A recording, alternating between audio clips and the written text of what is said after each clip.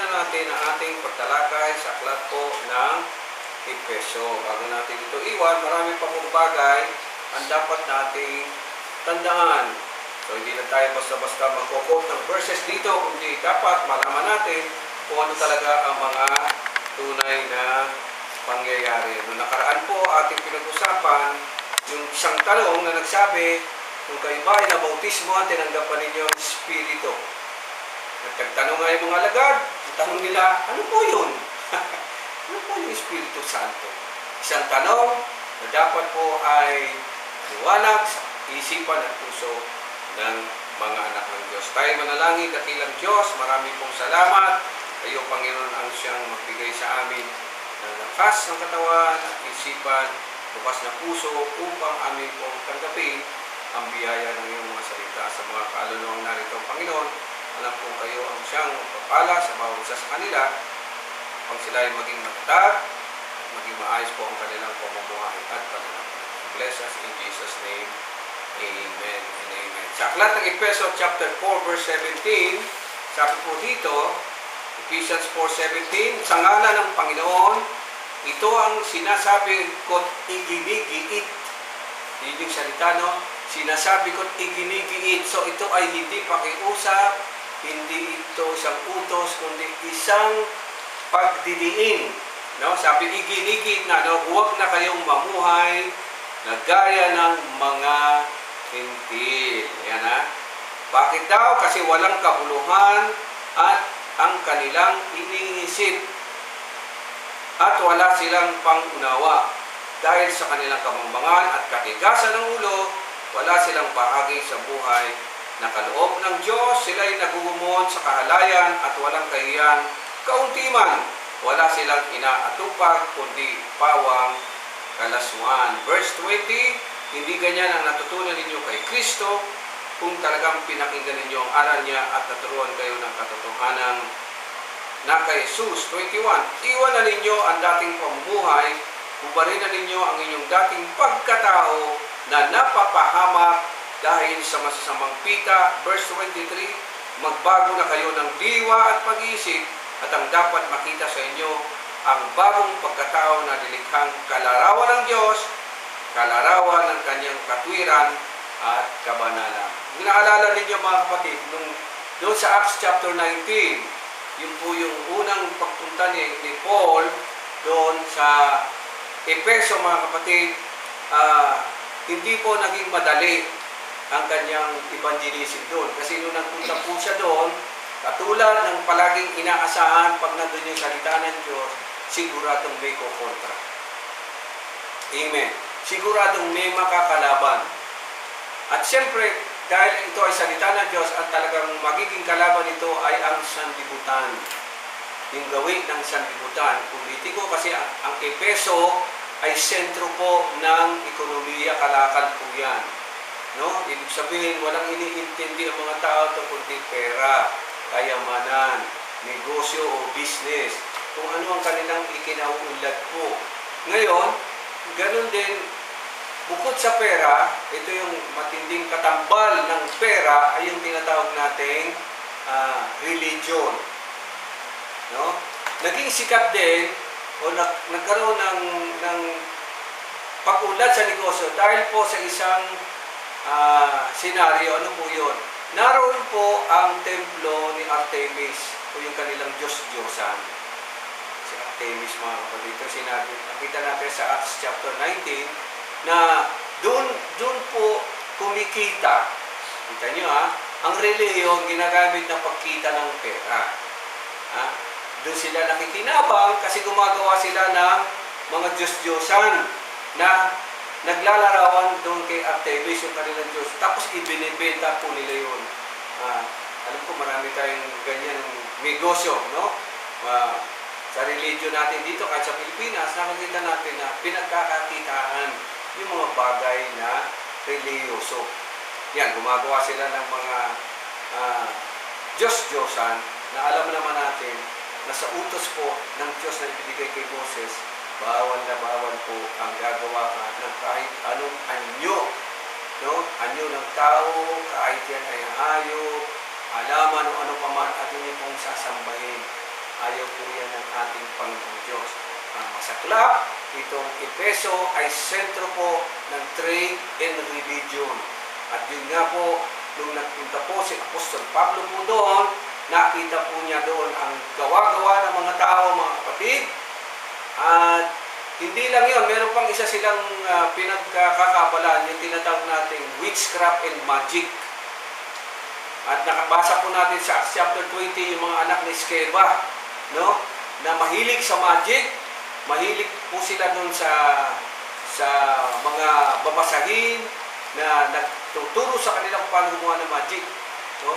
Yung witchcraft na tinatawag niyan, ganyan noong araw. Kasi noon, sa isang tao, sa atin, bilang mga, hindi lang, may spiritual side tayo,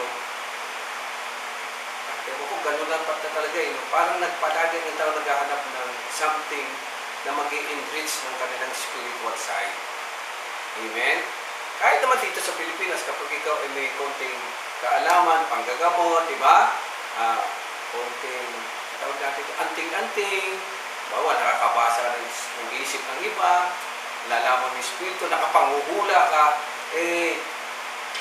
ang tingin sa iyo ng tao, special ka, may kapangyarihan ka. Ganun na ganun po ang mga taga-Efeso, mga kapatid. At ang mabigat doon, mga kapatid, kung nandun na si Paul, meron silang gustong pinagagaling, di ba? Meron silang demonyong pinaalis sa tao. At ang ginamit pa nila ay si Pablo. Sabi nila, si Pablo, sa ngalan ng Diyos ni Pablo, lumayas ka. Anong sabi ng demonyo? Si Pablo, kilala ko. Espiritu ng Diyos, kilala ko. Kayo, sino kayo? At ang sabi ng Biblia doon, sa Acts chapter 19 to 20, binugbog ng demonyo yung mga witchcraft na yun, mga kapatid. At mula noon, nagkaroon ng takot yung mga taga-Efeso. Anong ginawa nila? Isa sa pinamagandang nangyari ay kinuha nila yung kanilang mga libro, pangkukulang at sinunog po nila yan, mga kapatid. Sa plaza, sinunog nila yan, mga kapatid. Pero ninyo, no? Wala pang gumawa nun. Pero sa takot nila, sa Diyos na ipinangayag po ni Apostol Pablo, natakot sila. Pinurn out nila lahat yung kanilang mga natutunan sa witchcraft at kung ano pa yan, mga kapatid, magic at yun. Napakaganda po ako titignan. Pero sa sanlibutan, hindi po sila natutuwa din. At anong ginawa nila, mga kapatid? Pumunta sila sa barangay, pumunta sila sa gobyerno nila at nagreklamo sila na nawawala na sila ng hanap buhay at sinisi nila lahat ito doon sa mga alagad na taga-Efeso. Alagad po na binabaybulan ni Apostol Pablo. Kaya anong ginawa po nila? Ayon doon sa istorya, hinuli po nila yung dalawa doon eh. Pero si Pablo ay naitago nila, ay hindi ito nadamay. At kawawa yung dalawang yun, binugbog po nila yung mga kapatid sa galit, pagkat hindi patungkol sa pagkakilala sa Panginoon, kundi wawala sila ngayon ng hanap buhay dahil hindi na bibili ng Diyos. Anong ibig sabihin niya, mga kapatid? Ang pananampalataya, lalo tigit kapag totoo, kapag iniharap mo yan sa lipunang ito, mga kapatid, i-expect mo na mayroon talagang oposisyon po yan. Maraming hindi tatanggap, maraming malalay. At ayun na, may naranasan ko rin ako'y unang naglilipot sa Panginoon. At siguro kahit ngayon nararanasan ko rin na hindi po yan acceptable. Hindi po yan basta-basta tinatanggap. Magagalit pa yan, mga kapatid. Mumurahin ka pa at kung ano pa sasabihin. Pero yan po ay patunay na ang sanlibutan ito, aminin man nila o hindi, ang ginagawa nila, sabihin man nila sila yung may Diyos, ay hindi ka lugod sa ating Panginoon Diyos. Kaya nga dito sa Efeso, dito sa ina natin, kaya yun ang sinabi ni Paul sa mga taga-Efeso, alam po ninyo, nung sinusulat po ito ni Paul, nakakulong na po siya. Hindi siya sa Efeso nakulong siya sa Roma, mga kapatid.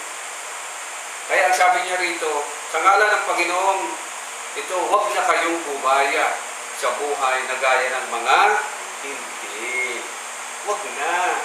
Kasi yung ginagawa nila, sabi nito, wala yung kabuluhan. Ano ba sa English natin? Verse 17, chapter 4. Sabi mo nga sa English. Ito sa English. This I say therefore, I testify in the Lord. I testify in the Lord. Oh. That ye henceforth walk not Walk Not not. again therefore, Tuloy, tuloy. in the vanity of their mind. In the vanity of their mind. Ano yun mga kapatid? Walang kabuluhan yung mga ginagawa nila. Tuloy pa din, ng kaunti. Having the understanding darkened, Oh, understanding darken. Ako po. being alienated from the life of God, in Yeah. ignorance that is in them, because of the blindness of your heart. Yan. Yung mahirap, nananalig ka, di pala sa Diyos yun. Alam po ninyo, kahit nung buhay pa Panginoon Kristo, sinabi na po niya sa Matthew 24, mag-ingat kayo sa uling araw, napakaraming mga bulaang guro, bulaang propeta, mag-iimbento sila ng mga aral nila, sasabihin nila yun sa Diyos, mag-ingat kayo. Kaya mahalaga po, mga kapatid, na okay, nagbabasa po tayo ng Biblia, nagbabasa po tayo nito. Pero lahat nagbabasa eh. Ang mabigat sa Biblia natin, iba-ibang version. Bakit ang iba-ibang version? Ibig sabihin, iba-iba sila ng pangunawa. Iba-iba sila ng interpretation. Nakalulungkot yan kasi dapat, kung meron lamang isang totoong salita ng Diyos, isa lang. Eh bakit nagkaiba-iba? Yun nga, dahil marami ang nag-i-interpret ng katulad dito, isang Biblia ang ginagamit natin, pero iba't iba ang interpretasyon ginagawa nila at hindi po tama yan mga kapatid. Sabi nila, magbasa kayo ng okay, ang Biblia po hindi masama po ito. Pero mag-iingat po tayo kasi kung hindi mo ito maunawaan ng tama, ito po magdadala sa iyo sa hindi ka pa kundi sa tawag dito, sa false doctrine na tinatawag, mga maling aral. Yan ang dahilan kung bakit kahit dito sa Pilipinas, napakarami natin mga iba't ibang sekta. Bakit? Iba-iba kasi ang pangunawa sa nag-iisang salita ng Panginoon. Hindi po dapat yan mga kapatid. Kaya nga sabi ni Paul, napakahirap kasi na ang inyong susundin yung mga takbo ng inyong isipan. Anong ibig sabihin nito? Kasi ganito po mga kapatid. Tayo kasi, sige, dito na lang sa Pilipinas, napakarami po nating eskwelahan dito. Yung po ba? May elementary, may high school, may college, tapos may undergraduate, may graduate, diba? May master's degree at doctorate degree. Ano po yan? Ito yung mga antas ng mga pag-aaral. At yun po ang pumasok sa ating isipan at yun po ang natutunan natin, bahagi po yan ng kulturang Pilipino eh. Kaya kailangan, ngayon nga 3 to 4 years old, kinakailangan mo pumasok na sa eskwela. Yun po ang napapasok sa ating isipan. Mga filosofiya ng iba't ibang tao. Amen. Filosofiya ng sosyedad, mathematics, di ba? Science, nagkahalo-halo po yan mga kapatid. Pero walang isa man sa atin nagtanong, ito ba ang gustong matutunan sa atin ng Panginoon Diyos? Karamihan nga po ng mga pinag-aralan natin, minsan kumukontra pa sa pananampalataya. Yun ang problema. Tapos, yung natutunan natin sa eskwelahan, ano pa man, isa sa mga magulang natin, isa sa mga kaibigan natin natututunan natin, yun ngayon ang nagiging gabay ng ating pamumuhay. Doon tayo nabubuhay, doon sa pulisopi ang ating natututunan. Pero sabi nga ni Paul dito, kung tutusin, si Paul kasi po ay isa ng matalinong tao, nag-aaral din po yan. Pero nung bandang uli, ang sabi niya, nasulat dyan, lahat ng nasa akin ay tinuturi ko kayo walang kabuluhan. Nagkaroon lang ngayon ng kabuluhan kasi nakilala ko sa Kristo. Alam ba ninyo na mga Israelita ay isa po yan sa kinukonsider na intellectual, matatalino pong tao ito mga. Saan nila kinuha yung kanila? Hindi po ba sa salita ng Panginoon Diyos? Sila lamang po kasi ang lahing pinili ng Panginoon para maihayag yung talinong nagbubuhat sa Diyos. Wala na pong ibang bansa. Wala na pong ibang bansa. E paano yung pastor, hindi pala tayo Israel. Yun na ang problema natin. Nakikiamot lang tayo sa talinong ibinigay na Diyos sa bansang yun. At salamat tayo sa Panginoon dahil nakarating sa atin sa pamamagitan ng Ebanghelyo ang talinong ito. Kaya nga sinasabi dito, huwag na kayong mag-isip na katulad ng mga hintil. Verse 20 kasi, hindi ganyan ang natutunan ninyo kay Kristo. Ang malaga pala sa ngayon, sana ganito na lang, ay sana ang pinag-aralan natin ay mga patungkol na kagad sa salita ng Panginoon. Sa kasalukuyan, magpasalamat tayo kasi may mga eskwela na ngayon, tawag natin, Christian school. Di ba may mga Christian school na po na kinder pa lang, tinuturuan na ng salita ng Panginoon Diyos. Ito naman. Well, sa history naman natin, tayo naman halos lahat ay namulat sa Kristyanismo sa pamamagitan ng Katoliko. Yung nga, naging tinuturo ng Katolik ay medyo kakaiba kaysa sa tinuturo ng Biblia. Kaya nagkakaroon ng diferensya. So yun ang nakuha natin hanggang paglaki natin, may pumana sa atin ng mga lolo-lota, mga ninuno, mga magulang natin. Kaya ito ngayon ang buhay.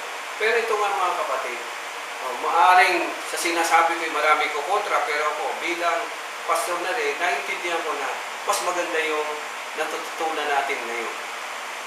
Amen? Kasi ang natututunan natin noon, filosofiya ng sanlibutan. Buti na lang po, mabait ang Panginoong Diyos, natututunan natin unti-unti, di ba bigla, ang filosofiya ng Panginoong Diyos. Yun ang ginagamit natin. Hindi ganyan ang natutunan ninyo kay Kristo. So, what is important? Yung natutunan natin sa Panginoong Kristo. Iwanan ninyo ang dating pamumuhay. Si Paul nagsasabi, hubarin ninyo ang dating pagkatao na napapahamak dahil sa pita ng laman. Malalaman natin mga kapatid na kapag ang buhay mo ay sanlibutan, ano nangyari? Ano ang palatandaan ng sanlibutan? Pita ng laman. The lust of the flesh. Tama ba ito? No? Sa verse 21. Pakibasa ko siya. Mababasa natin sa English. 20, but ye have not so learned Christ. Tuloy. If so be that ye have heard him, and have been taught by him as the taught is in Jesus. Tuloy. That ye put off concerning the former conversation of the old man, Tuloy. which is corrupt according to the deceitful lust. Corrupt according to the deceitful lust. Oh, ang sakit, tanggapin yun. No? Corrupt. Ako minsan nalulungkot lang, no? Maraming mga Kristiyano, nung sinabi yung batang, akin na ang lahat na gano'n siya. Lahat na yun ang ginagawa. Yung mga mahirap na lang komento, pero sabi nga dito sa verse 23, magbago na lang kayo ng diwa at pag-isip ang dapat makita ninyo sa inyo ang bagong pagkatao na nilikhang kalarawan at katwiran ng kanyang kabanalan. Dahil dito, itakwil na ng bawat isa ang kasinungalingan, ang lahat ay magsalita ng katotohanan sa kanyang kapatid. Kita niyo mga kapatid, sapagkat kayo'y bahagi ng iisang katawan. Kung magagalit man kayo, hindi pala masama, iwasan ninyo ang magkasala. Agad ninyong pawiin sa kalooban. Huwag ninyong bigyan ng pagkakataon ng dyablo. Ito, very, very natural. Ang magnanakaw, huwag na magnakaw. Very simple. Magtrabaho siya at gamitin ng kanyang kamay sa anumang gawain marangal upang maitulong sa nanay. Huwag kayo gumamit ng masamang pananalita. Sikaping lagi ang pangungusap ninyo yaong makapagbubuti at angkop sa pagkakataon upang pakinabangan at marinig. At huwag ninyong dulutan ng bigati ang Espiritu Santo sapagkat ito ang tatak ng Diyos sa inyo, katibayan ng inyong katubusan pagdating ng takdang araw. Alisin ninyo ang lahat ng sama ng loob, galit at puot. Huwag na kayong mambubulyaw, manlalait, at mananakit ng damdamin ng kapwa. Sa halip maging mabait kayo at maawain sa isa't isa, magpatawaran tulad ng pagpapatawad sa inyo ng Diyos sa pamamagitan ni Kristo. Ano makikita ninyo man? Total transformation ng ating pagkatao. Nakita niyo yung mga kapatid. Total transformation ng ating pagkatao. Hindi na dapat makita daw ang lahat ng ito. Alam niyo, minsan nagsisharing kami ni Sister Rose. Di ba kanina nagsisharing? Yung mga dating kapatiran, yung mga mas masahod pa sa dati. Sabi ko, lalo to sa amin. Nabanggit ko na lang, gamit na kahit dito naman sa mga kapatiran, di ba? Ang daming natuto, kahit saan lugar. Tapos, akala nila, may kontrata, 10 years lang. Ang magiging Kristiyano, habang buhay na puno. Ang tawagan natin doon, ako, ayoko ng term may backslider. Siyempre, sabi nga, matapos mong matutunan, di ba? Ay, babalik ka sa dati mong pagkatao. Pero ang sabi nga doon, mga kapatid, yun sa aklat ng Hebreo chapter 6, di ba? Wala na pong pangalawang pagkakataon. Ito nga lang sa atin, ilan na lang tayo, 4 na lang tayo dito. Sa kayo, 4 na lang tayo. Ano naman ang gagawin natin? Anong ibig sabihin ng mga nawala? There is something wrong talaga, mga. Sa atin, hindi tayo dapat magtiwala na, tayo nakatutuban din. Mag-ingat tayo dahil ang demonyo, si Satanas, galit na galit yan sa mga nananatiling tapat sa ating Panginoon Diyos. Kaya mag-iingat tayo. Magiging center ng tayo, attraction ng demonyo. Pero, inspirasyon pa rin. Kaya nga ako, inspirasyon ko pa rin. Noon ko pa yung naunawa kung bakit sa uling araw, ang pagdating ng panahon ay katulad ni Noe. Ilan lang sila Noe? 8. At katulad din ni Lot. Ilan sila Lot? 4 na nga lang. Nadali pa yung isa. Sabi ko, bakit ganun din ang binigay na, kasi nga, napakahirap ng hindi ibig sabihin marami kayo o konti kayo, ligtas na kayo. Sabi ko, napakahirap unawain. Ang mahalaga pala ngayon, yung iyong sarili. Tingnan mo yung sarili. Ang daming isinulat ni Pablo dito. Magbago na kayo magnakaw, na kayo ganito. Yan. Kapag yan ay nagkakaroon ng pagbago, magandang senyalis, mga kapatid, ng kaligtasan, darating talaga sa iyo. Amen. Kinakailangan kasi yung consistency. Ano man ang mangyari sa technique nito, magkagulo-gulo man, magkalidol-lidol lang yan. Ang tawag doon, El Niño nga may binabanggit niya, mga kapatid, wala tayong pakialam doon. Dahil alam natin na hindi tayo papabayaan ng Panginoon Diyos. Alam ng Diyos, sabi, kung kailan ililigtas. Alam ng Diyos kung kailan ililigtas ang lahat ng nagmamahal at nagiging tapat sa Kanya. Salvation, sa Kanya-Kanya po tayo dyan. Kasi Kanya-Kanya tayong isip, Kanya-Kanya tayong pag-unawa, Kanya-Kanya tayong damdamin, katawan. Depende na po yan kung paano mo mapanatili ang pagiging tapat sa Panginoon. Ang aklat ng Efeso, makita natin sa mga susunod, ay nagbigay na rin, sabi rito sa chapter 6 verse 10, sa wakas, magpakatibay kayo. Basahin ko na yan. Chapter 6 verse 10. Finally. Finally. Be strong in the Lord and in the power of His might. Be strong in the Lord. At anong sabi? Magsuot na kayo ng armor. Di ba na? Talakay na natin na magsuot na kayo. Huwag kayong magtiwala na, kaya ko na yan. Hindi. Tawag po natin ito spiritual warfare. May labanan po tayong kinaharap. Amen. May mga bagay na tayong kakaharapin at kinakailangan maging matalino tayo para natin mag. In short, ingatan mo yung sarili mo. Amen, mga kapatid. Ingatan mo yung sarili mo.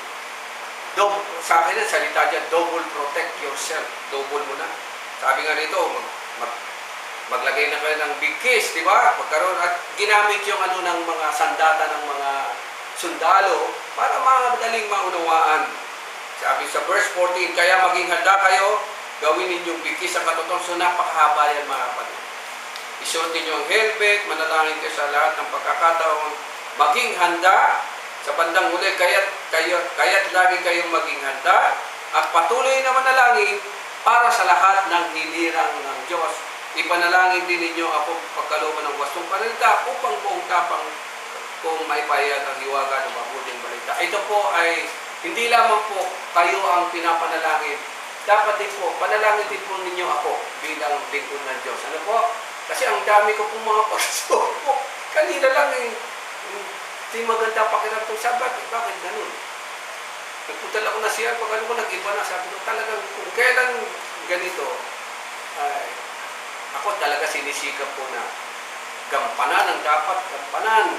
Ano man ang nararamdaman natin, mga kapatid. Ano man ang ibig sabihin, hindi lang po rito sa church. Ano po? Sa inyong trabaho, sa inyong eskwela, kailan maging matapat tayo dahil yan ay nagiging habit natin, no? Nagiging magandang panuntunan kung ano ang tama na dapat gawin ng isang lingkod ng Panginoon. Yan ang aklat ng Efeso. Sabi rito mga kapatid, nagsimula sa doktrina sa pamamagitan ng isa. Sabi, naalala nyo, may isang Diyos, isang pananampalataya, isang Ama, isang Bautismo. Iisa lang yan mga kapatid. Wala daw sinabing, magkanya-kanya kayo magkayo. Hindi, isa lang yan po, isa yan. Isang pananampalataya, isang Bautismo. Kaya dapat, sabi mga kapatid, isa rin ang galaw. Amen? Isa lang ang galaw. Tanggalin ninyo hindi ka dapat sa pagiging isa at magpatuloy kayo sa paglilingkod sa ating Panginoong Diyos. Well, sabi rito sa verse 20 sa bandang uli, kapayapaan at pag-ibig kalakip ng pananampalataya. Hindi ko dito tatapusin. Tatapusin ko ito sa pamamagitan ng katotohanan na si Paul din po ay namatay. Sa tindi ng kanyang pananalig, ginamit siya ng Panginoon, naranasan niya, sabi nga ng Panginoon nung siya ay nahulog sa kabayo nun. Palalasap ko sa iyo ang katotohanan ng pananampalataya. Diba? Pararanas ko sa iyo. Kasi pinersecute niya yung church. Sa bandang huli siya na po ang pinersecute as a church at siya po ay namatay sa bilangguan. Eh, ba't ganun, pastor? Ganun din pala, mamamatay rin pala tayo. Well, wala akong masasabi nun. Kundi hanggang narito tayo sa physical nating buhay, talagang daranasin ang kamatay. Kaya nga, manatili tayong tapat at sana dumating man o hindi ang Panginoon sa Kristo, abutan niya tayo nasa tamang pag-iisip, nasa tamang pag-ilos, nasa tamang pag-iisip. Kasi ganun po talaga natin. Amen? Yan ang aklat ng Efeso na nagsasabi sa atin mga kapatid na ang pananampalataya ay may kalakip na pagbabago. Bago yan mga kapatid. Amen? Maraming salamat sa Panginoon at sa susunod natin mga pag-uusap, ang tatalakayin naman natin, tingnan natin ayon sa pagkakasunod-sunod. Ito ang visual sabi dito mga kapatid. Ayon kay Paul, habang siya ay nakakulong, saklap, nagpapayo ka pero ikaw ay nakakulong, talaga. Yan, tingnan natin dito.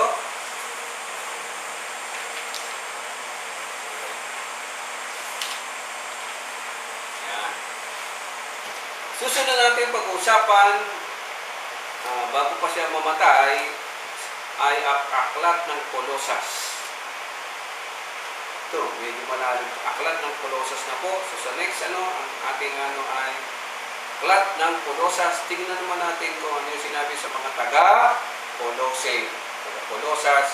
Natawa, katulad ng sa Efeso, ay magpatuloy po tayo sa pag-alam ng kalooban ng ating Panginoon Diyos. Tayo manalangin, dakilang Diyos, maraming pong salamat sa aklat ng Efeso ito, nagbigay sa amin ng salitang isa. Mayroong isang Diyos, mayroon namang isang katawan, isang iglesia. Ito ang dapat namin tingnan. Nagiging kaisa nga ba kami sa isang ito? Lord, ano man ang nakikita mo sa aming mga pagkukulang, patawarin ko mo kami.